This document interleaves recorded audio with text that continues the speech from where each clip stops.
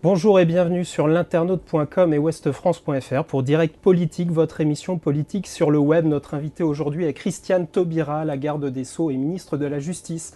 Bonjour Christiane Taubira. Bonjour. Merci beaucoup d'avoir accepté cette invitation sur notre plateau. Michel Urvois, éditorialiste politique de Ouest France, est aussi parmi nous. Bonjour Michel. Bonjour Benoît. Il va co-animer l'émission avec moi, une émission consacrée en majeure partie à la politique dans les prisons. Et Christiane Taubira, les prisons, évidemment, on va en parler, puisque cette semaine, Redouane Faïd a été arrêté après une cavale et une évasion de la prison de Séquedin. Il y a eu une grogne aussi des directeurs de prison sous les fenêtres du ministère la semaine dernière. On sait que vous avez reçu à 14h l'administration pénitentiaire pour leur présenter un plan. Quel va être, dans les grandes lignes, le contenu de ce plan ? Alors d'abord, il faut savoir qu'avec ce plan, on change d'échelle. On change d'échelle parce que depuis mon arrivée, j'ai pris un certain nombre de mesures sur la sécurité dans nos établissements. Par exemple, j'ai recruté pour le renseignement pénitentiaire depuis le mois de juin. J'ai fait installer dans le semestre 2012, pour lequel ce gouvernement n'a pas de responsabilité budgétaire, j'ai fait pourtant installer 62 portiques à masse métallique, c'est-à-dire une augmentation de 10% de ces équipements. Ensuite, j'en avais programmé 282 pour l'année 2013-2014, qui fait une augmentation de 45%. Alors, les 282 portiques, ça fait partie du plan que vous venez d'annoncer. Le plan que j'ai annoncé va concerner, d'abord c'est un plan de 33 millions d'euros, ce qui est un effort important du ministère, qui sera appliqué sur 2013-2014.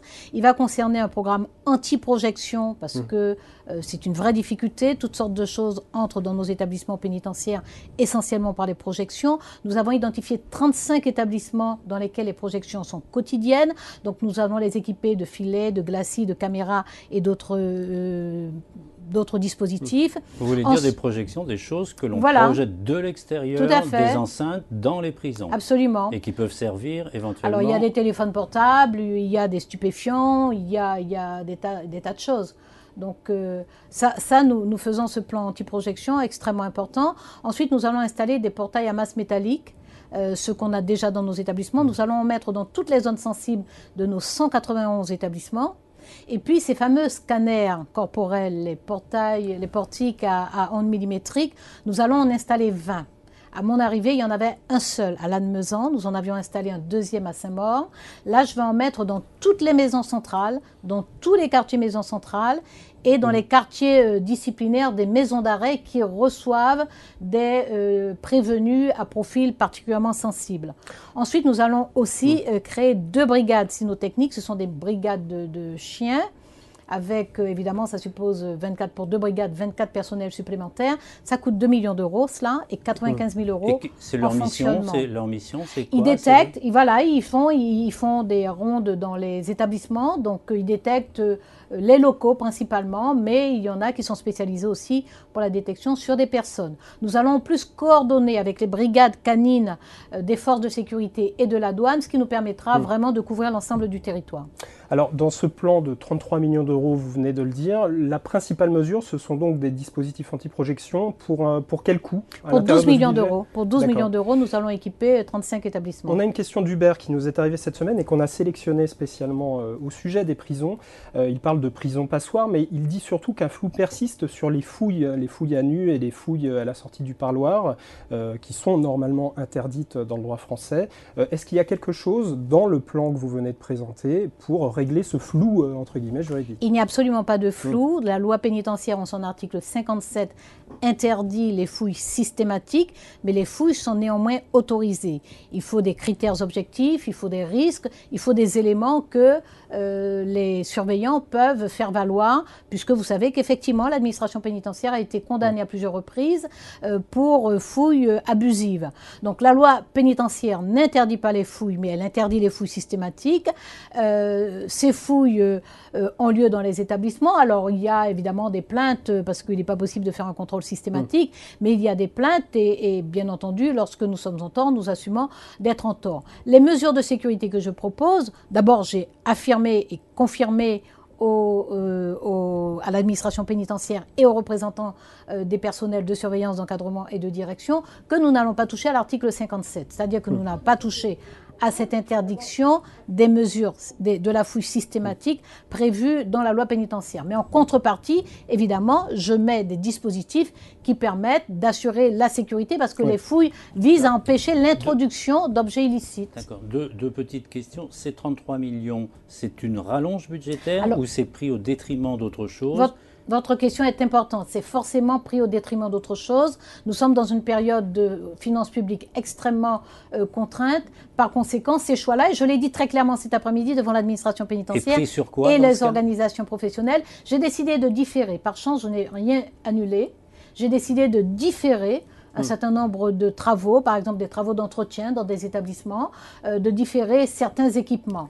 Pourquoi? Parce que j'avais quand même obtenu une augmentation de 20% du budget de rénovation du parc pénitentiaire. J'ai un gros programme de rénovation sur des établissements tels que La Santé, les Baumettes, Fleury-Mérogis, 800 millions d'euros. Et j'ai un programme de construction d'établissements. Donc en différant de quelques mois... On va revenir sur cet aspect-là. En différant de quelques mois, je récupère cet argent qui me permet de financer ce plan de sécurisation. Et deuxième petit complément technique, est-ce que cet investissement-là est uniquement technique ou aussi humain? Alors, il est fortement humain parce que la technique, on appelle ça d'ailleurs de la sécurité passive, tous ces équipements, ces portiques, ces filets anti-projection. Donc, sur le plan humain, nous, le directeur de l'ENAP était là cet après-midi à la présentation de ce plan, puisque nous travaillons déjà depuis plusieurs mois à un plan de formation des personnels. Ensuite, je vous ai dit que j'ai renforcé déjà, dès le mois de juin de l'an dernier, le renseignement pénitentiaire. C'est-à-dire que j'ai recruté, mais en plus, à Marseille, j'ai lancé une expérimentation qui donne de bons résultats. C'est-à-dire que j'ai nommé un second délégué interrégional qui ne s'occupe que du renseignement pénitentiaire. Je vais renforcer également à Lyon et à Lille. Et les autres délégués interrégionaux ne vont faire que ça à plein temps, alors que jusqu'à maintenant, ils ne faisaient pas ça. Donc, de la formation, nous retouchons le guide de référence opérationnelle. Je mobilise aussi les inspections interrégionales de façon à rappeler les règles professionnelles.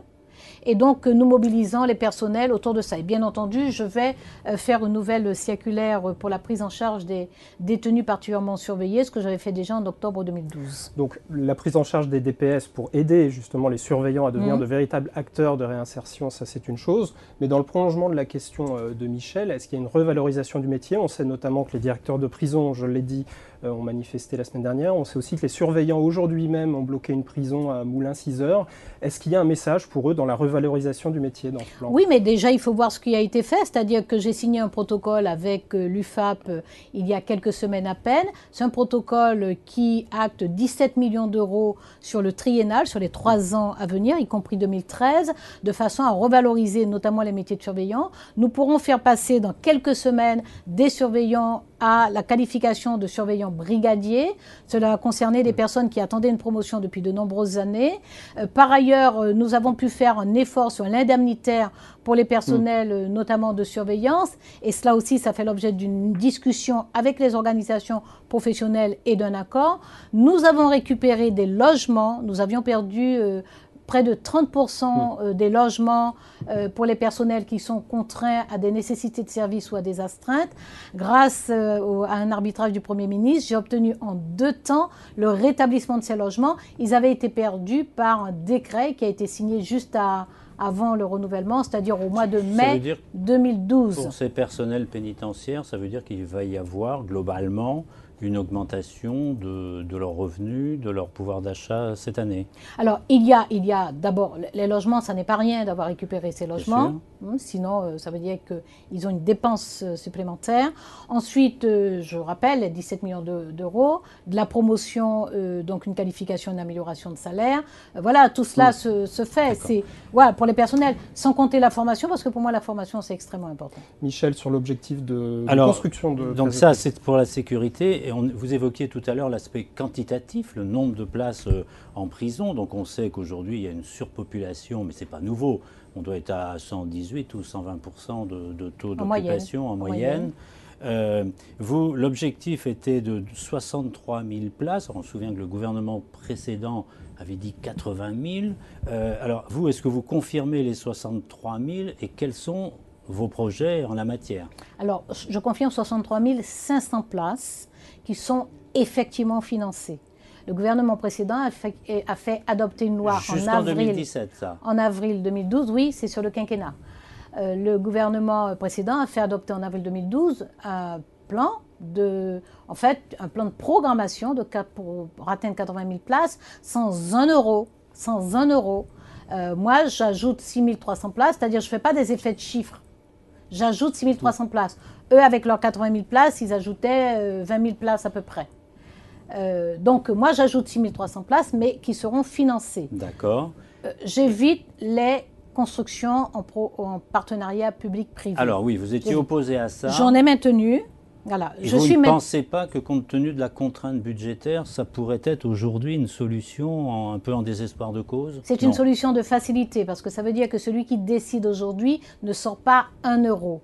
J'estime que je n'ai pas le droit de faire ça sur les 2 générations à venir, parce que en général, ce sont des contrats d'une trentaine d'années. C'est-à-dire qu'il y a 2 générations qui vont payer ce que je décide aujourd'hui. C'est trop facile. J'ai maintenu des constructions en partenariat public-privé parce que soit elles étaient assez avancées, soit il y avait vraiment une urgence parce qu'on a des établissements vétustes, dangereux même, et qui sont indignes de la République. Par conséquent, sur quelques programmes comme ça, à Riom, à Valence, à Beauvais, j'ai maintenu... Il y en a eu 3, voilà, ces 3-là d'ailleurs. Voilà, donc j'ai maintenu en partenariat public-privé. Pour d'autres, pour Lutterbach par exemple, j'ai interrompu, j'ai dénoncé le contrat.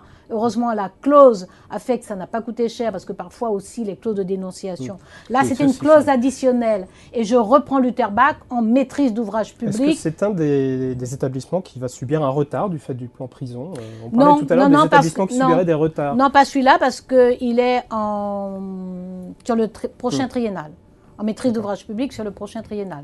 Donc Lutterbach, je le négocie dans mon budget ces jours-ci, enfin ces semaines qui viennent. Vous parliez de rénovations qui vont prendre un peu de retard, lesquelles pourraient Oui, des travaux, je ne vais pas le dire là ou... comme ça, simplement parce que nous allons faire des arbitrages au millimètre. Hein. Donc il y a des travaux, nous allons voir établissement par établissement, là où on peut attendre un peu. Voilà, il s'agit juste de différer, mais là où on peut attendre un peu. Et puis là où il y a des urgences, il faut que vous sachiez quand même que depuis juin 2012, nous avons rénové 1206 cellules d'établissement.